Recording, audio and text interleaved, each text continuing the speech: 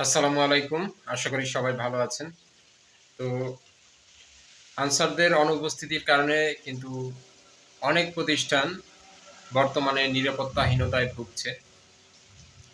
তো সেটার বড় একটি উদাহরণ হচ্ছে ঢাকা মেডিকেলে যে ডাক্তারদের উপর হামলা হলো এবং ওটিতে ঢুকে এমার্জেন্সিতে ঢুকে কিছু লোক একজনকে ধারালো অস্ত্র দিয়ে হামলা করে মেরে ফেলেছে। এরপরে আ বিষ খাওয়া রোগীর মৃত্যুকে ঘিরে যারা রোগীর স্বজন আছে তারা আবার ডাক্তারদের উপর হামলা করেছে।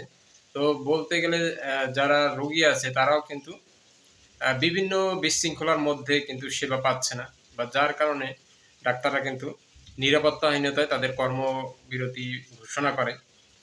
তো আ এরপরে বিভিন্নভাবে বুঝিয়ে তাদেরকে দিকে ফিরিয়ে নেওয়া হয়।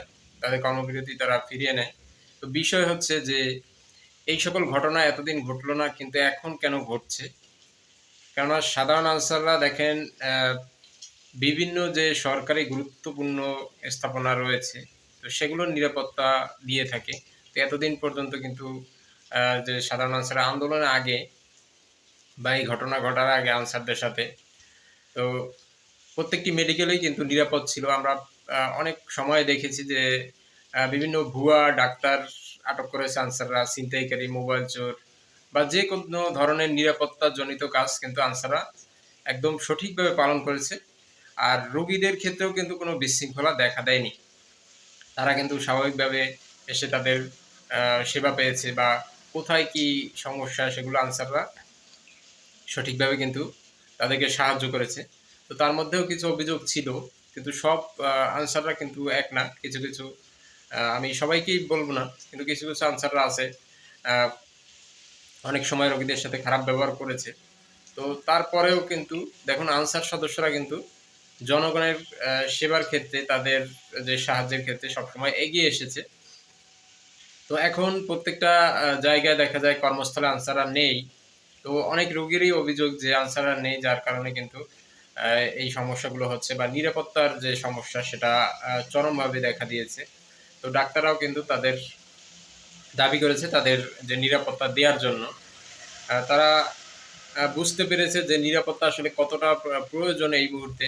তো এর আগে আ যে আনসাররা ঢাকা মেডিকেলে তাদের অস্ত্র নিয়ে কিন্তু ডিউটি করেছে। আর প্রত্যেকটা জায়গায় নিরাপত্তার দায়িত্ব পালন করেছে। তখন কিন্তু কেউ ভিতরে ঢুকে হামলা করার সাহস পায়নি বা ডাক্তারদের যে নিরাপত্তা সেটাও ছিল। তো অনেকেই আসলে বলেছে যে আনসারদের বিলুপ্ত করে দেয়া হোক। তো যারা এই বিষয়টা না বুঝে আসলে এরকম কমেন্ট করেছেন তাদের এই আজকের যে উদাহরণটা সেটা আ জানা জরুরি। আর প্রত্যেকটা যে সরকারি হাসপাতাল রয়েছে সবখানেই কিন্তু আনসাররা তাদের দায়িত্ব পালন করেছে। তাছাড়াও যে সরকারি বিভিন্ন স্থাপনা বা কেপিআই ভুক্ত যে আ এলাকা রয়েছে, তো সেখানেই কিন্তু আনসার সদস্যরা আ দায়িত্ব পালন করছে এবং সেটা সঠিকভাবেই পালন করেছে।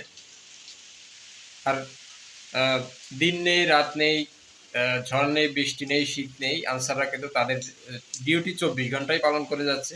তো সামান্য একটা ভুলের কারণে তো আনসারদের আজকে বিভিন্ন ধরনের ব্লেম দেয়া হচ্ছে বা সঠিক যে তদন্তটা সেটাও কিন্তু হচ্ছে না যে আসলে সঠিক যে দোষী কারা, সেটা যদি হতো তাও জনগণ জানতে পারত যে আসলে আ তবে আমি দোষ দেব না কাউকেই। এখানে কিছু দুষ্কৃতিকারী ছিল যার কারণে আজকের এই আনসারদের এই অবস্থা।